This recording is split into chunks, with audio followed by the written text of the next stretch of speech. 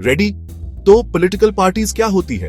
इन्हें ऐसे समझो कि ये वो टीमें हैं जिनका एक कॉमन गोल होता है, गवर्नमेंट चलाना और पॉलिसीज बनाना।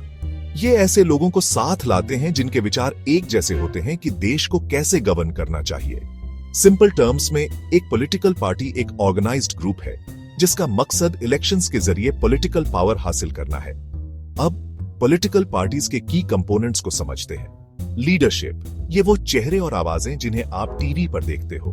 एक्टिव मेंबर्स, इन्हें पार्टी की बैकबोन समझो जो पर्दे के पीछे काम करते हैं। फॉलोअर्स, वो सपोर्टर्स जो वोट करते हैं और बात फैलाते हैं। लेकिन पॉलिटिकल पार्टीज असल में करती क्या है?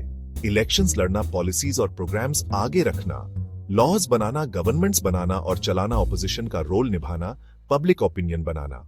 वे लोगों को गवर्नमेंट मशीनरी और वेलफेयर स्कीम्स तक एक्सेस भी देती हैं। बेसिकली वे हर जगह हैं। तो रूलिंग पार्टीज और ऑपोजिशन कौन होते हैं? रूलिंग पार्टी वो होती है जो मेजॉरिटी जीतती है और गवर्नमेंट बनाती है।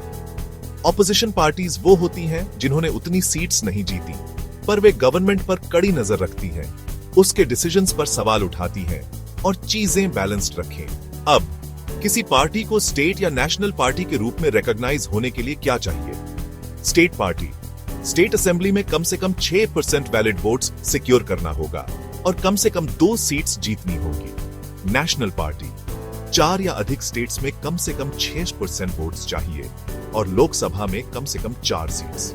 चलो कुछ बड़ी नेशनल पार्टीज की बात करते हैं। बीजेपी, भारत की बड़ी पार्टी। इंडियन नेशनल कांग्रेस, पुरानी और influential. Communist party of India, कुछ स्टेट्स में स्ट्रॉन्ग प्रेजेंस। लेकिन पॉलिटिकल पार्टीज को चैलेंजेस भी फेस करने पड़ते हैं। इंटरनल डेमोक्रेसी की कमी, डायनास्टिक सक्सेशन मनी और मसल पावर विमेन और माइनॉरिटीज को पर्याप्त रिप्रेजेंटेशन न देना।